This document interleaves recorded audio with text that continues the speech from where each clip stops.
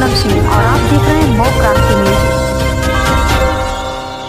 Budget सत्र चल रहा था, उसमें आपने ये बताया कि 440 करोड़ की जगह 20 करोड़ खर्च हुआ, 7 कहीं हुआ, कहीं उसका एक्सपेंस रहा 22 करोड़। तो ये सारी जानकारियाँ जो आई है उसके पीछे क्या है? विकास तो ऐसे चलेगा। PWD, हेल्थ का विभाग, ये दोनों महत्वपूर्ण विभाग हैं। बिजली का महत्वपूर्ण विभाग है। मान लीजिए अगर हम PWD की बात करें तो 30% पैसा खर्च नहीं हुआ। इसका मतलब ये है कि उत्तर प्रदेश में बहुत सारी सड़कें ऐसी होंगी जो नहीं बनी हैं या गड्ढा मुक्त नहीं हो पाई हैं। अगर हम स्वास्थ्य का देखें तो स्वास्थ्य में भी 30% पैसा खर्च नहीं हुआ। इसीलिए मैंने कहा कि जो मुख्यमंत्री जो उप मुख्यमंत्री बनाए हुए हैं, जो अस्पतालों में छापा मार रहे हैं, उन्हें अस्पतालों में छापा नहीं मारना चाहिए। वो वित्त विभाग से पैसा मांगें। जब पैसा आएगा तो आपका तौलिया का CSC चलेगा, आपका मेडिकल कॉलेज चलेगा, क्योंकि एक ही के पास दोनों विभाग हैं। अगर बजट नहीं होगा तो डॉक्टर्स को क्या देंगे आप? टेस्ट हो नहीं रहे हैं, ऑपरेशन हो नहीं पा रहे हैं, दवाइयाँ हैं नहीं, मेडिकल कॉलेज की सुविधा कैसे बढ़े? मान लीजिए आजमगढ़ है, अगर आजमगढ़ के मेडिकल कॉलेज को 200 करोड़ दे दें तो पूरे आजमगढ़ और आसपास के ज़िलों की मदद हो जाएगी। जौनपुर में मेडिकल कॉलेज बन रहा था, वो आधा अधूरा पड़ा हुआ है। एम्बुलेंस के लिए पैसा दे दें तो एम्बुलेंस की संख्या बढ़ा दें। तो ये काम तो कर नहीं रहे हैं, केवल जनता को धोखा दे रहे हैं। कितनी शानदार यहाँ की CSC बनी होगी, 100 बेड हॉस्पिटल, और मेडिकल कॉलेज देखिए, पैरामेडिकल देखिए, आपके यहाँ स्टाफ ही नहीं है, नर्सेज नहीं है, सब आउटसोर्स करे दे रहे हो आप। ऑपरेशन हो नहीं पा रहा टाइम पर, जाँचें टाइम पर नहीं हो पा रही, तो आप कर क्या रहे हो? तो स्वास्थ्य विभाग बर्बाद कर दिया। और कोई दिन ऐसा नहीं जाता होगा जिस दिन जानवर से एक्सीडेंट ना हो रहा हो, खेत ना चल रहा हो। अभी मैं आ रहा था रास्ते में, पूरा जानवर चले जा रहे थे खेत में। अब किसान कहाँ जाए?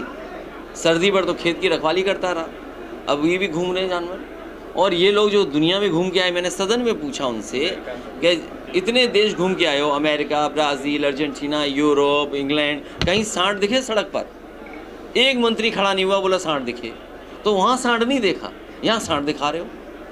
अच्छा भैया, एक और चल रहा था मुख्यमंत्री जी की आंखें खोलने के लिए, शपथ उन्हें लेनी है तो वो उसी स्टेडियम में जा रहे हैं। अभी उन्होंने स्टेडियम में मैच देखने के लिए उसी में गए। वो मैंने कहा कम से कम वो गोरखपुर में बनवा लेते, बनारस में बना देते। अरे समाजवादी की सरकार होती तो इंटरनेशनल मैच आपका आजमगढ़ में हो जाता, कम से कम यहाँ तो बना देते। अब क्या धोखा दे रहे हैं कि यहाँ अंतर्राष्ट्रीय एयरपोर्ट बनेगा, बजट में 0 पैसा, हमारे किसानों को परेशान कर रहे हैं। अभी मैं सड़क पे आ रहा था इंडस्ट्रियल ज़मीन के लिए, कि इंडस्ट्रियल ज़मीन के लिए ज़मीन एक्वायर कर रहे हैं। ये केवल धोखा दे रहे हैं, इन पे बजट ही नहीं है। जो मुख्यमंत्री गोरखपुर लिंक ना बना पा रहे हों, उनसे क्या उम्मीद करोगे आप? ये गोरखपुर लिंक तो आपके बगल में है, ये फैजाबाद वाली सड़क भी तो देख रहे हो कितने दिन से बन रही है, और क्वालिटी इतनी ख़राब है। अब ये कहना था कि समझ नहीं आती है, जो फुलटास गेंद उसको यारकर बना देती है, यारकर वो फुलटास हो जाती है, या बोल्ड हो जाती है। मेरे पत्रकार साथी, बीजेपी वाले कुछ नहीं करते हैं, तुम्हें भी धोखा दे रहे हैं। जिस बीजेपी वाले ने बताया वो धोखा दे रहा है तुम्हें। उतर करके यहाँ तक आए हैं, सड़क अच्छी नहीं है, और जिस गुणवत्ता के साथ, जिस क्वालिटी के साथ सड़क बनानी चाहिए थी वो नहीं बनाई।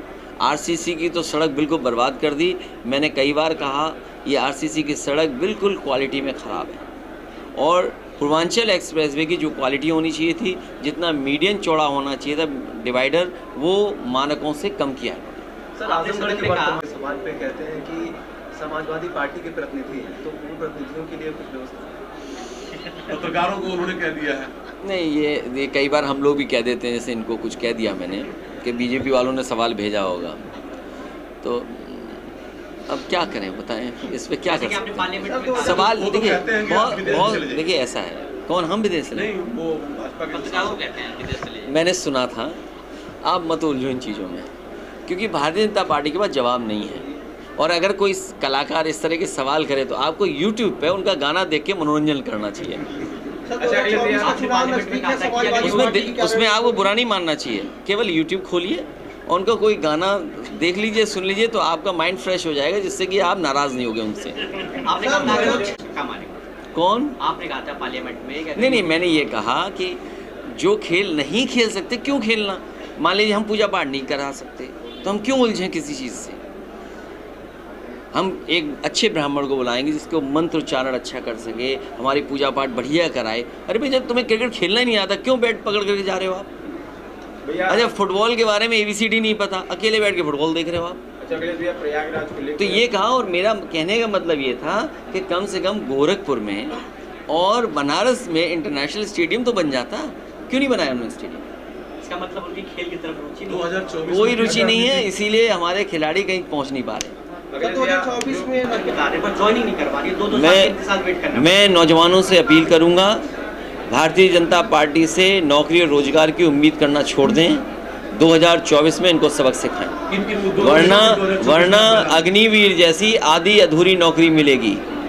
अग्निवीर, आउटसोर्स, प्राइवेटाइजेशन, अगर अग्निवीर की नौकरी है तो क्या ये आधी अधूरी नौकरी नहीं है? हमारा नौजवान वर्दी पहन करके देश की सेवा करना चाहता है और पक्की नौकरी चाहता है, लेकिन अग्निवीर से नौकरी पक्की नहीं मिल रही है, आउटसोर्स से नौकरी पक्की नहीं है, प्राइवेटाइजेशन से नौकरी पक्की नहीं है। तो नौजवानों को एक होकर करके देश को बचाने के लिए, समाज को बचाने के लिए भारतीय जनता पार्टी को हटाना होगा। समाजवादी पार्टी उस परिवार के साथ है और पूरा खुलासा होने के बाद हम उस परिवार में जाएंगे, क्योंकि अगर आज चले जाओगे आप तो सरकार कहेगी देखिए सहानुभूति लेने आए हैं, वोट की राजनीति करने आए हैं, इसलिए अभी नहीं। सरकार की जिम्मेदारी है पूरा खुलासा करे सरकार। और जो लोग ये कहते थे मिट्टी में मिला देंगे, अरे भाई मिट्टी में मिलाने जा रहे हो, कम से कम टॉप 10 माफिया, टॉप 10 100 माफिया की सूची कब आएगी? ये सूची इसलिए नहीं आ रही, हो सकता है भारतीय जनता पार्टी के लोग भी इस टॉप 10 में आ जाएं। सर, मिट्टी में मिलाने की जो बात कही आपने, कर्नाटक